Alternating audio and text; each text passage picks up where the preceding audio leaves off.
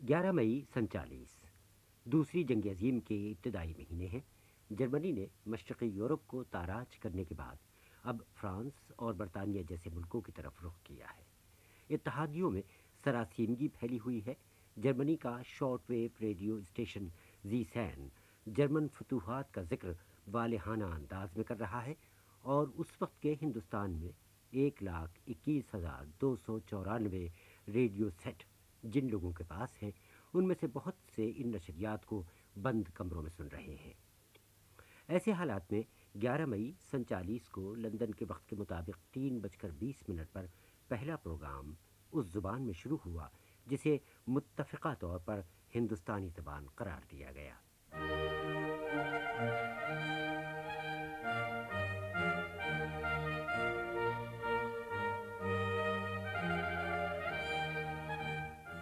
سارے جہاں سے اچھا ہندوستان ہمارا، لندن سے ہندوستان کی خدمت میں آداب۔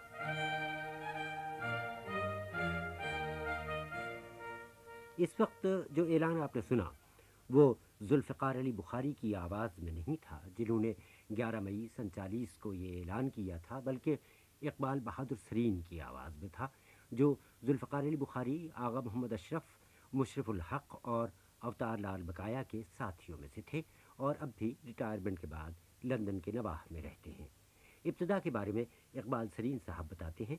سب سے پہلے سروس شروع کی تھی لارن فیلڈن نے، جو کنٹرولر تھے، کہلاتے تھے آل انڈیا ریڈیو کے، اور ساتھ ساتھ ان کے ذوالفقار علی بخاری جو اسٹیشن ڈائریکٹر تھے اس زمانے میں، کیا نام،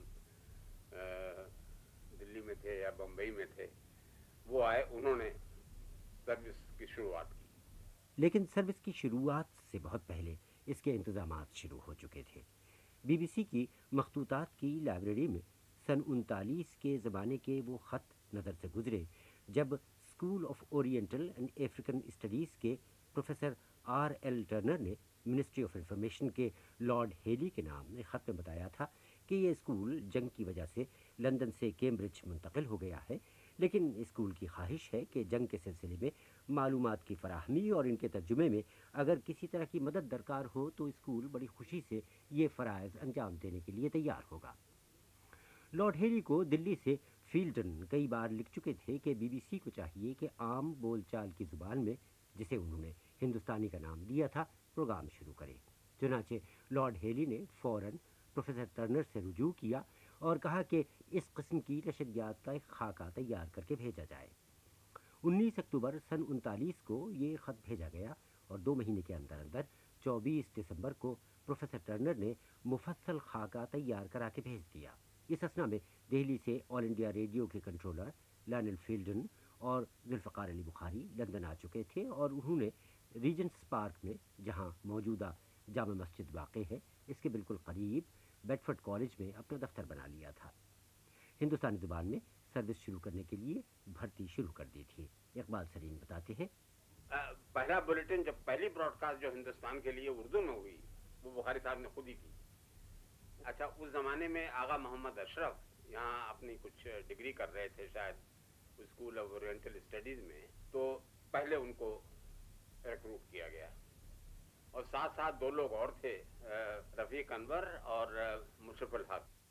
اس کے بعد بخاری صاحب کام کرتے رہے، اور تھوڑے دنوں بعد انہوں نے 2 آدمی اور ریکروٹ کیے، بلراج ساہنی اور ایک اور صاحب تھے آل انڈیا ریڈیو کے اوتار لال بقایا، یہ لوگ بھی آ گئے۔ یہ تمام اصحاب جن کا اقبال سرین صاحب نے ذکر کیا بیک وقت نہیں آئے، بلکہ سروس شروع ہونے کے بعد تک ان کا سلسلہ رہا۔ ہندوستانی زبان میں نشریات کی ابتدا 10 منٹ کے خبر نامے سے ہوئی، جو ہفتے میں 2 بار براڈ کاسٹ ہوتا تھا۔ ان نشریات کو کوئی سنتا بھی تھا؟ کیا کوئی خط وغیرہ آتے تھے؟ بہت کم آتے تھے، بہت کم، یا یہاں سے کوئی ان کا بڑا افسر دورہ کرنے جاتا تھا انڈیا کا، تو وہ کچھ خبر لے آتا تھا کہ ہم یہاں گئے تھے، انگریز ہوتے تھے زیادہ تر وہ، کہ ہم ساؤتھ میں گئے تھے اور ہمیں کسی نے بتایا کہ انڈین سروس کو سنتے ہیں وہاں پر۔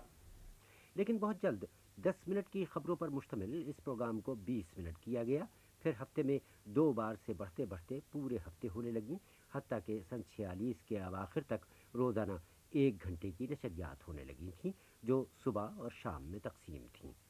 اس عمل کے پیچھے خود بی بی سی کے انتظامی ڈھانچے میں کئی ایک تبدیلیاں رونما ہو رہی تھیں۔ اول بات تو یہ تھی کہ جنگ اور جرمن طیاروں کی لندن پر متبادل بمباری کی وجہ سے بیرونی نشریات کے تمام شعبے لندن سے باہر منتقل کر دیے گئے تھے اور یہ لوگ کوئی 125 میل دور ایوشم چلے گئے تھے۔ دوسرے، چونکہ اب خبروں کے علاوہ دوسرے پروگراموں کے لیے وقت مل گیا تھا، اس لیے نیوز اور پروگرام کے الگ الگ شعبے کر دیے گئے تھے۔ پروگرام کا کام زیڈ بخاری دیکھتے تھے اور نیوز کامنٹریز وغیرہ کا میلکم ڈارلنگ کا تعلق تھا کام۔ اشرف میلکم ڈارلنگ کے ساتھ ہو گئے اور اوتار لال بقایا بھی ان کے ساتھ ہو گئے اور بلراج ثانی بخاری کے ساتھ کام کرنے لگے۔ تو نیوز کا کوئی تعلق نہیں رہتا تھا پروگرام سے۔ بخاری صاحب انچارج تھے پروگرام کے، اور پروگرام اتنا تھا کہ ہفتے میں 2 بار اسی 15 منٹ کے پیریڈ سے کوئی 5 یا 7 منٹ نکال لیتے تھے جو اسٹوڈنٹس یہاں تھے اس زمانے میں، کہ ان کو 1 منٹ کا وقت دیا جاتا تھا کہ اپنے گھر والوں کو وہ ایک پرسنل میسج بھیج سکیں، جس میں اپنے یعنی اور کوئی بات نہیں کہ ہم خیریت سے ہیں۔ تو یہ 2 پروگرام ہفتے میں، سب سے پہلے یہی 2 پروگرام شروع ہوئے، 5-5 منٹ کے پرسنل میسیجز۔ تو یہ تو تھی ایک تبدیلی۔ دوسری تبدیلی لائرل فیلڈنگ کی ہوئی۔ فیلڈن وہ صاحب تھے جنہوں نے آل انڈیا ریڈیو قائم کیا تھا اور احمد شاہ بخاری نے، جو عرف عام میں پطرس بخاری کہلاتے ہیں، اس پورے نشریاتی نظام کو اس کے پاؤں پر کھڑا کیا تھا۔ فیلڈن نے لندن سے ہندوستانی زبان کی نشریات شروع تو کر دیں، لیکن وہ انڈین سیکشن کے سربراہ بھی بننا چاہتے تھے۔ اس پر وزارت اطلاعات نے اعتراض کر دیا۔ اور بی بی سی کا انڈیپینڈنٹ پوزیشن نہیں تھی اس زمانے میں کہ جس کو چاہے رکھ لے، انڈیپینڈنٹ ہونے کے ناطے جس کو چاہے رکھ سکتے ہیں۔ بی بی سی کا کنٹرول منسٹری آف انفارمیشن کے ہاتھ میں تھا۔ منسٹری آف انفارمیشن گورنمنٹ کو ریسپانسبل تھی۔ تو ایم او آئی نے کہا کہ نہیں، تم ان کو نہیں رکھ سکتے، وہ ہیڈ انڈین سیکشن کا لڑائی کا زمانہ ہے۔ تو یہاں سے انڈیا آفس نے کوشش کی، وائس رائے کو لکھا۔ تو اس زمانے میں انڈیا میں وائس رائے تھے لارڈ ڈنلتھ گو۔ تو لارڈ ڈنلتھ گو نے نامنیٹ کیا ایک بہت سینئر پنجاب کے آئی سی ایس کے تھے، سر میلکم ڈارلنگ، نام سنا ہوگا آپ نے۔ تو انہوں نے سر میلکم ڈارلنگ کو وہاں سے بھیجا اور اس پر فیلڈن صاحب نے ریزائن کر دیا، اور اب میلکم ڈارلنگ اور بخاری صاحب کے باقاعدہ عہدے بھی مقرر ہو گئے۔ میلکم ڈارلنگ کہلاتے تھے انڈین ایڈیٹر۔ انڈین ایڈیٹر ان کا عہدہ تھا، اور بخاری کا تھا انڈین پروگرام آرگنائزر۔ غرض کہ یہ سارے دفاتر لندن سے باہر ہی تھے کہ طلباء کے ذاتی پیغامات کے علاوہ فیچر پروگراموں کا سلسلہ بھی شروع ہوا۔ لیکن اس کی تفصیل میں جانے سے پہلے آئیے ذرا ہندوستان واپس چلتے ہیں اور دیکھتے ہیں کہ ان پروگراموں پر کس قسم کا رد عمل تھا۔ اکتوبر سن 41 میں دہلی سے ایسٹرن انٹیلیجنس آفیسر برینڈر نے ایک تفصیلی رپورٹ بھیجی جس کے نکات مختصراً یہ تھے۔ آل انڈیا ریڈیو کے مختلف اسٹیشن ڈائریکٹروں نے جو تبصرے ان نشریات پر کیے ہیں، ان میں مبہم سی تنقید پائی جاتی ہے۔ یہ کہ بی بی سی کا ہندوستانی ٹرانسمیٹر کمزور ہے اور ہندوستانی زبان میں گفتگو بہت مدھم ہے۔ جب یہ نشریات شروع ہوئی تھیں تو لوگوں کی خواہش تھی کہ روز سنا کریں، لیکن چند ہی دن میں دلچسپی مان پڑ چکی تھی۔ میں نے خود ہندوستانی موسیقی کو سننے کی کوشش کی، لیکن یہ موسیقی بے حد مسخ شدہ تھی، اس لیے میں نے ریڈیو بند کر دیا۔ برینڈر نے بتایا کہ آل انڈیا ریڈیو کے ڈائریکٹروں کی تجویز یہ ہے کہ ہندوستانی زبان میں فیچر نشر کیے جائیں جن میں صوتی اثرات بھی ہوں۔ دوسری بات یہ سننے میں آئی کہ ہندوستانی نشریات میں جرمنی کے خلاف بہت بھونڈا پروپیگنڈا کیا جاتا ہے جو ہندوستان کے عام سننے والے کو پسند نہیں ہے۔ اس کے بجائے تجویز یہ تھی کہ ہندوستان کو 150 سال کے دوران برطانیہ سے تعلق کے حوالے سے جو فائدے پہنچے ہیں ان کا ذکر کرنا چاہیے۔ اس رپورٹ کی روشنی میں یہاں عمل کیا گیا اور ہندوستان کے لیے پروگراموں کو 4 مختلف حصوں میں تقسیم کر دیا گیا۔ ایک انگریزی پروگرام हिंदुस्तान में आबाद अंग्रेज़ों के लिए। 2. खुसूसी अंग्रेज़ी प्रोग्राम उन हिंदुस्तानियों के लिए जो अंग्रेज़ी जानते हैं। 3. हिंदुस्तानी ज़बान में खबरें। 4. हिंदुस्तानी ज़बान में फ़ीचर और तलबा के पैगामात। फीचर्स होने लगे सबसे पहले सारा जंग के बारे में, यानी पिक्टोरियल सिचुएशन, यानी पिक्टोरियल तरीके से बताते थे कि लड़ाई में कहाँ कहाँ क्या क्या हुआ, और उसकी फैक्चुअल रिपोर्टिंग। अच्छा, उस ज़माने में ज़्यादातर यानी इफेक्ट्स वगैरह देने के लिए अब तो आजकल आपके पास सब चीज़ें रिकॉर्डेड रहती हैं कि आंधी आई तो आपने आंधी दिखा दी, और बारिश हो रही है तो जोरों की बारिश दिखा दी। वहाँ उस ज़माने में सब लाइव इफेक्ट्स हुआ करते थे। तो गन का वो कोई आवाज़ बना लेता था उस तरह की, कि बारिश का अक्सर होता है कि एक बड़ी भारी कोई प्लेट हो या कुछ हो, उसको यूँ करके हिलाने से उस तरह की आवाज़ पैदा होती थी। या अच्छा, बारिश का ऐसा भी करते थे कि वो कोई चीज़ रख करके नीचे ऊपर से रेत गिरा रहे हैं तो उसका इफेक्ट आ जाता था कि बारिश हो रही है। इस तरह से लाइव इफेक्ट यानी फीचर वगैरह में लाइव इफेक्ट होते थे ज़्यादातर। शुरुआत जब हुई थी फीचर्स की वो इसी तरह से हुई। और चूंकि सारा जोर जंग और जंग के प्रोपेगेंडे के तोड़ पर था, लिहाजा फौजियों को नज़रअंदाज नहीं किया जा सकता था। एक और फोर्सेस के लिए भी प्रोग्राम होता था यहाँ से। मिडिल ईस्ट में हमारे फोर्सेस बहुत थे, पंजाबी ज़्यादा थे उसमें, तो यहाँ से हम लोग एक म्यूजिक का प्रोग्राम 4 बजे सुबह किया करते थे। उसमें रिकॉर्ड वगैरह सुनाते थे उनको यहाँ से। एक यहाँ और जैसे क्या नाम सिपाही बहुत थे लड़ाई के दिनों में, यहाँ भी आ गए थे, तो यहाँ से हम एक पंजाब प्रोग्राम किया करते थे, हेलो पंजाब। उसमें जैसे स्टूडेंट के प्रोग्राम में 1 मिनट का मैसेज भेजते थे, उसी तरह से उनको बुलाते थे अपने स्टूडियो में, और वो बेचारे लिखे पढ़े तो होते नहीं थे। उनकी रिस्पॉन्सिबिलिटी हम लोगों को लेनी पड़ती थी। लड़ाई का ज़माना था कि कोई गलत बात कर दे, कुछ करे तो काट भी नहीं सकते हैं, सेंसर क्या कोई सवाल ही पैदा नहीं होता था। तो बुखारी साहब ने खुद रिस्पॉन्सिबिलिटी ली हुई थी। ऑल इंडिया रेडियो रिकॉर्ड कर लेती थी वहाँ, और फिर वहाँ कोई देहाती प्रोग्राम होता था ऑल इंडिया रेडियो से, तो वो फिर वो वहाँ से रीब्रॉडकास्ट होता था। ज़माना था जंग का, और हुकूमत के हर शोबे को सिक्योरिटी का बड़ा ख्याल रहता। चुनाचे जो कुछ नशर होता उस पर सेंसर की 2 मुहरें लगती थीं, सेंसर फॉर पॉलिसी और सेंसर फॉर सिक्योरिटी। और जो लोग ज़ुबानी बात करते थे उनकी जिम्मेदारी जुल्फ़िकार अली बुखारी की ज़ाती थी। उस ज़माने का एक वाक़या इकबाल सरीन साहब ने खासे मज़े लेकर सुनाया है। तो एक दिन मैं अपने दफ्तर में गया, तो मेरी सेक्रेटरी ने बताया कि there was a call for you from Scotland Yard. Inspector Ewing rang you up, his number is 1212, would you please ring him back. तो मैं तो बहुत घबराया कि मैंने कहा, सोचा कि कल मैं कहाँ था, क्या करता रहा। तो मैं दौड़ा दौड़ा गया बुखारी साहब के पास, वो अगले कमरे में बैठते थे, वो हमारे प्रोग्राम ऑर्गेनाइजर थे। कि साहब मेरे पास ऐसा टेलीफोन आया है, कहने करो उसको टेलीफोन और बुलाओ उसको, मिलो तुम। तो उसकी क्वेरी ये थी कि तुम ये प्रोग्राम करते हो, क्या नाम, मैसेजेस का प्रोग्राम। मैंने कहा। तो वो कहने लगा कि यहाँ से एक तार यहाँ से केबल गया था हैदराबाद के ब्रॉडकास्टिंग ए message, listen 12th, 18th, 21st, 23rd।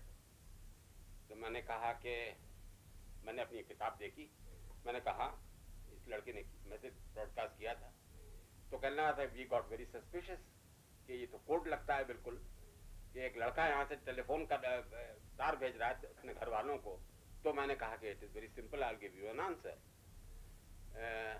मैंने कहा कि ये प्रोग्राम हम इस तरह का करते हैं, इसमें यहाँ के स्टूडेंट्स अपने घर वालों को एक पर्सनल मैसेज भेजते हैं कि वो खैरियत से हैं, क्योंकि डाक वगैरह का तो आजकल हिसाब किताब है नहीं। ये जो तारीखें हैं 4, हमने कहा फॉर सिक्योरिटी रीजन हम उस लड़के को ये भी नहीं, वो हमेशा सवाल यही करते हैं कि साहब ये ब्रॉडकास्ट कब होगा, तो हम उनको 3-4 तारीखें बता देते हैं। और मैंने कहा कि अगले हफ्ते की 3 तारीखें, हफ्ते में 2 बार, वो मैंने बता दी उसको कि इसमें से एक दिन होगा। मैंने वो तब भी उसको ठीक तारीख नहीं बताई कि फलाने दिन होगा, तो ये है। तो ही वॉज सेटिस्फाइड, वो समझ गया। फिर वो बातें करने लगा सारे हमारे स्टाफ की, आगा अशरफ कैसे हैं, मकबूल कैसे हैं। मैंने कहा आपको इन सब का पता कैसे है? कहने लगे हमारा काम ही ये है। गरज के इन हालात में बीबीसी से नशरियात होती थी, लेकिन इसी के साथ बजट खूब था। पैसे का हिसाब ये था कि जितना भी खर्च हो, उस जमाने में आप ये समझिए, इससे आप अंदाजा लगाइए कि 18 मिलियन पाउंड एलाइज का खर्चा था लड़ाई का, एक दिन का। वो बीबीसी को एलोकेट हुआ था, क्या नाम, गवर्नमेंट की तरफ से ईयरली, यानी उस जमाने में ये टेलीविजन नहीं था, कुछ नहीं था, तो उसमें क्या नाम, बीबीसी वाले वो 18 मिलियन खर्च ही नहीं कर पाते थे पूरे साल में। तो बाद में जो पैसा बचता था, तो जिस तरह जी चाहे खर्च करो। अल्लाह गनी क्या खर्चे थे। और इकबाल सरीन साहब ने ये भी बताया कि खर्च करने के तरीक़े ये थे कि अगर मिसाल के तौर पर मुल्क राज आनंद से बात करनी है कि आप हमारे लिए कुछ टॉक्स लिख दीजिए, तो उन्हें बुलाकर कैफे रॉयल में दोपहर का खाना खिलाते और इन टॉक्स के बारे में बातें करते थे। या अगर हिंदुस्तान जाना हो तो ठंडे कपड़े एक ख़ास दुकान से जाकर बनवाते, जिसका बिल बीबीसी अदा करती और ये कपड़े आपके हो जाते। गरज के पैसे की फरावानी और एक से एक आला जहन की मौजूदगी में प्रोग्रामों ने फलना फूलना शुरू किया। अच्छा, आगा मोहम्मद अशरफ ने बच्चों का प्रोग्राम शुरू किया और वो प्रोग्राम बहुत पॉपुलर था। उसमें एक साहब यहाँ बहुत दिनों से रह रहे थे, उनका नाम था मोहम्मद अली खान, मलियाबाद के थे वो, और उन्होंने एक सीरीज शुरू की थी सलामू और चंदू की। सलामू चंदू की कहानी, उसमें यह था कि एक दो चूहे थे, ये सलामू और चंदू। एक हिंदुस्तान में था सलामू और चंदू यहाँ था। तो सलामू हिंदुस्तान से यहाँ आया और चंदू उसको सब जगह की सैर कराता था। कहीं आज रीजेंट्स पार्क ले गया, अगले दिन हाइट पार्क ले गया, कहीं और ले गया, यानी मतलब बताने के लिए बच्चों को। वो प्रोग्राम जो था वो बड़ा मकबूल था बच्चों में, और सबसे ज़्यादा पॉपुलर वही प्रोग्राम हुआ करता था। और उनका एक तरह का पढ़ने का अंदाज भी बड़ा, यानी मतलब बुजुर्ग थे वो अपने मोहम्मद अली खान, वो लोग बहुत अप्रिशिएट करते थे जिस तरह से वो अपनी कहानी सुनाया करते थे। तो वो प्रोग्राम जो था सबसे पहले वो शुरू हुआ।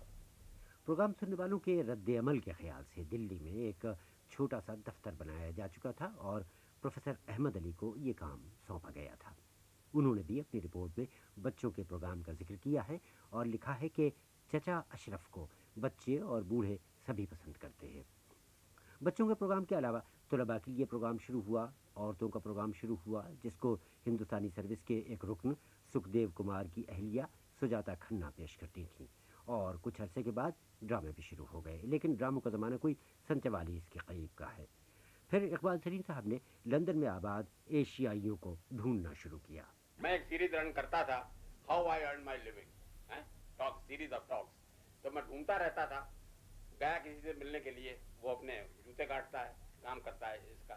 किसी के और के यहाँ गया, वो अपने कुछ समोसे बना करके और बाजार में बेच आता है जा करके। बहुत कम लोग थे, गिने चुने एक दो रेस्टोरेंट्स हुआ करते थे हिंदुस्तानी, और काम करने वाले बहुत कम थे। ज़्यादातर जो हिंदुस्तानी आपको नज़र आते थे, वो बहुत से सिख नज़र आएंगे, वो पेडलर से काम करते थे, घर घर जा करके वो चीज़ें बेचाया करते थे जा करके। That is how they earn their living. बातें अपने तमाशा करते थे कि अपने वो हाथ वाथ पढ़ने का क्या नाम, एक वो छोलदारी लगा ली और कोई फेयर हो रहा है उसमें बैठ गए, और बहुत से लोग आए, एक एक शिलिंग उन्होंने दिया, तो उसके शाम तक 18-20 शिलिंग बन गए। 18-20 शिलिंग बहुत हुआ करते थे उस जमाने में। जंग अब अपने उरूज को पहुंचकर इख्तिताम की तरफ मायल हो रही थी। हिंदुस्तान में जहां जर्मन रेडियो स्टेशन की पाठदार आवाज़ पर शुरू में बड़ा एतबार था, अब उसका एतबार कुछ ढलने लगा था। बीबीसी से जो एक तरह की गैरियत थी सुनने वालों में, उसमें कमी आने लगी थी। बीबीसी ने भी जंग के प्रोपेगेंडे से बहुत से सबक सीख लिए थे और अब बराह रास्त हिंदुस्तान के आम बाशिंदों की पसंद के प्रोग्राम सुनाने शुरू कर दिए थे। जनवरी 1944 तक जर्मन प्रोपेगेंडे की जगह हुकूमत बरतानिया को जापान के प्रोपेगेंडे की तरफ फिक्र लाहिक हो चुकी थी। Eastern intelligence officer L Brendan ने चंद सत्रों का एक नोट भेजा। जर्मन रेडियो आजकल हफ्ते में 36 घंटे 10 मिनट की नशरियात करता है, जबकि जापान 72 घंटे 55 मिनट। और सबसे ज़्यादा जोर हिंदुस्तानी ज़बान पर है। इसके बाद बंगाली, तमिल और पंजाबी पर। ब्रेंडन ने आगे लिखा था कि मेरी मालूमात ये हैं कि जापानी नशरियात बहुत माहिराना अंदाज में पेश की जाती हैं और अब हमारे असल दुश्मन जापानी हैं। प्रोफेसर अहमद अली ने अपनी रिपोर्ट में दिल्ली से लिखा कि इस मुल्क में बरतानिया के लिए शदीद नफरत पाई जाती है और इनको इस्तेहसाल पसंद समझा जाता है। जर्मन और जापानी प्रोपेगेंडा हिंदुस्तान वालों के इसी जज्बे से फ़ायदा उठा रहा था, जबकि लंदन से होने वाली नशरियात हिंदुस्तान के मुस्तकबिल और फौरी सियासी मुश्किलात का कोई जवाब फराहम नहीं करती थीं। तो फौरी तौर पर बीबीसी का पल्ला अब भी जापान और जर्मन प्रोपेगेंडे से नीचे था, लेकिन नशरियात का जो लहजा, जो नफ्स मज़मून अब अपनाया जा चुका था, वो आइंदा की फसल के लिए बीज बोने के मुतरादिफ था। हमने प्रोग्राम के शुरू में ज़ुबान के इस्तेमाल का जिक्र किया था। School of oriental and African studies ने जिस किस्म की ज़ुबान का मशवरा दिया था, जुल्फ़िकार अली बुखारी उसे रद्द कर चुके थे, लेकिन वो ज़ुबान जिसे हिंदुस्तानी का नाम दिया गया था, आखिर किस तरह की ज़ुबान थी? इकबाल सरीन। हाँ, बड़ी सादा ज़बान। अक्सर मुझे बड़ा ताज्जुब होता था, ऐसे लोग भी आने लगे हमारे यहाँ जो जब सेक्शन का क्या नाम पाकिस्तान बनने से पहले, वो लोग भी बड़ी सख्त ज़बान इस्तेमाल करते थे। उसको बुखारी साहब हमेशा इतराज़ करते थे कि भाई इस तरह की ज़बान न इस्तेमाल करो, किसी की समझ में नहीं आएगी। ज़बान हम लोग इस्तेमाल करते थे जैसे हम आप बात कर रहे हैं, ये ज़बान इस्तेमाल होती है। अपने एक दोस्त थे असलम मलिक, वो बड़ी सख्त ज़बान लिखते थे कि किसी की समझ में नहीं आती थी।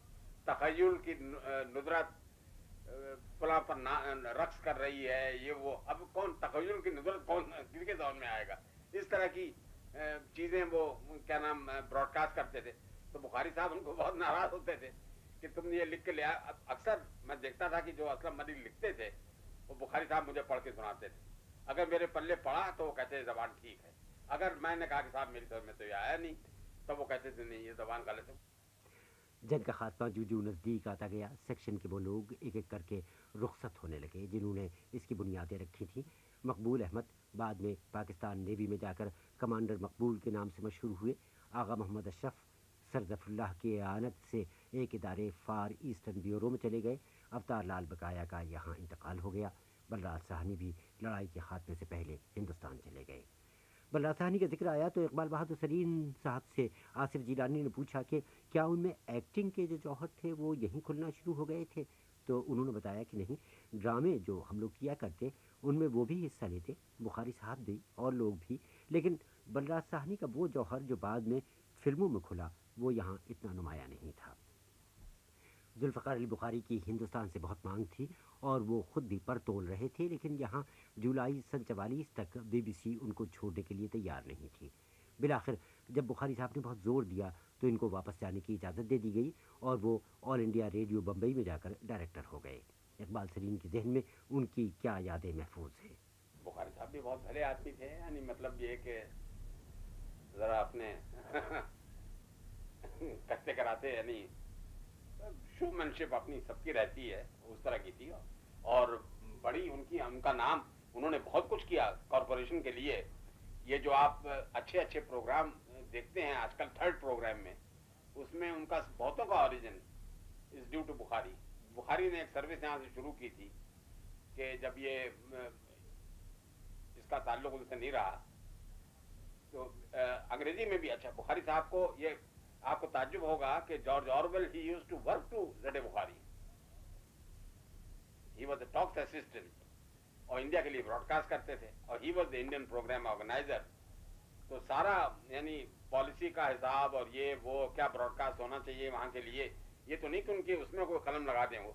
अब बुखारी के प्रोग्राम में बुखारी ने एक सीरीज शुरू की थी, वी स्पीक टू इंडिया। वो आधे घंटे का प्रोग्राम होता था हर दिन इंडिया के लिए। बड़े बड़े लोग उसमें ब्रॉडकास्ट करते थे, उसमें टी.एस. एलियट आते थे, उसमें जॉन लेमन आते थे, उसमें स्टीवन स्पेंडर आते थे, उसमें मैं कितनों के नाम मैं बताऊं, E.M. फॉस्टर आते थे। सब लोग रेगुलरली आते थे, हिस्सा लेते थे प्रोग्राम में। और बुखारी ने सबसे बनाया हुआ था, तो इस सब का रोक तो बीसी में पड़ा ही होगा कि भाई यहाँ के जितनी क्रीम है क्या नाम सोसाइटी की और अदबी लोगों की, वो सब तो बड़े दोस्त हैं इनके बुखारी के। तो बुनियादें रखने वाले रुखसत हुए। जंग खत्म हो गई। अब नए लोग थे, नया माहौल था। इनमें असलम मलिक, मोहम्मद अफजल, अमजद अली और मोहन चंद पंत के नाम ख़ास तौर से काबिल ज़िक्र हैं। अब बीबीसी के प्रोग्रामों का मकसद ये ठहरा कि बरतानिया की समाजी सकाफ़ती ज़िंदगी की झलक हिंदुस्तान के रहने वालों को दिखाई जाए। बरतानिया में लोग कैसे रहते हैं, क्या खाते हैं, कैसे घरों में रहते हैं, इनकी क्या दिलचस्पियाँ हैं। और बीबीसी के प्रोग्रामों का ये मकसद सन 67 तक कायम और बाकी रहा, लेकिन इसका तज़किरा बाद में आएगा। इसी ज़माने में यानी जंग के अवाखिर में हिंदुस्तान के रुआसा और नवाबों से मुलाकातों का सिलसिला भी शुरू हुआ। आज के मेहमान प्रोग्राम में नवाब भोपाल, महाराजा कपूरथला की तरह के बाअसर नवाबीन ने शिरकत की। और ये किस्सा भी मशहूर है कि महाराजा कपूरथला को जब प्रोग्राम में शिरकत के एवज़ में 18 गिनी का चेक पेश किया गया तो उन्होंने कहा कि मैं इसे फ्रेम करा के रखूँगा, क्योंकि पहली मरतबा मैंने कोई काम करके उजरत कमाई है। प्रोग्राम तो जारी थे, लेकिन सेक्शन पर एक तरह का जुमूद तारी था। बुखारी साहब के जाने के बाद ऐसा मालूम होता था कि रूह रवां कोई नहीं रहा। इसके अलावा सेक्शन का कोई प्रोग्राम ऑर्गेनाइज़र भी नहीं रहा था और गॉर्डन मोज़ले को मशरक़ी सर्विस ने अपने असिस्टेंट के तौर पर रख लिया था। वही सेक्शन की देखभाल करते थे। चुनाचे इस ज़माने में एक तो कुछ प्रोग्रामों में हिंदी उर्दू की तकसीम हुई। मसलन इंद्रधनुष और फिरदौस गोश के नाम से एक ही तरह के दो प्रोग्राम दो अलग ज़ुबानों में नशर होना शुरू हुए और इनमें इब्तिदान भजन और कव्वालियाँ सुनाई जाने लगीं। इसके अलावा सेक्शन को जिस प्रोग्राम पर नाज था यानी ड्रामे, उनके तर्जुमे और पेशकश में बुनियादी सुक़्म पैदा होने शुरू हुए। गीतों भरी कहानियाँ नशर होने लगीं। कहानियाँ 20-20 किस्तों में सुनाई जाती थी, जिनमें आखिर में दिलचस्पी मादूम हो जाती थी। बच्चों का प्रोग्राम सनामू चंदू की कहानी की वजह से अब भी मकबूल था और मोहम्मद अली मलियाबादी के दम से कायम था। रोज़नामचे के नाम से एक छोटा सा प्रोग्राम नशर हुआ करता था, जो बाद में मकतूब लंदन बना। ये अच्छा प्रोग्राम था, जिसमें ज़ाती तजुर्बात और एहसासात का जिक्र होता। औरतों का प्रोग्राम घिसट रहा था, क्योंकि अभी ऐसी ख़वातीन की कमी थी जो इस प्रोग्राम में जान डाल सके। गरज के अब 35-40 बरस के बाद सन 46 से सन 49 तक के इस दौर पर नज़र डालिए तो फ़ौरन अंदाज़ा हो जाएगा कि एक दौर था जो मर रहा था और दूसरे दौर के लिए जगह पैदा कर रहा था। हिंदुस्तान में अगस्त सन 47 में अवाम ने उरू से आज़ादी का घूंघट उठाया तो उनको दो दुल्हनें मिली। लेकिन यहाँ बीबीसी में जो हिंदुस्तान की सियासत से अलग थी, इसके असरात नज़र नहीं आए थे और ये प्रोग्राम दस्तूर के मुताबिक जारी थे।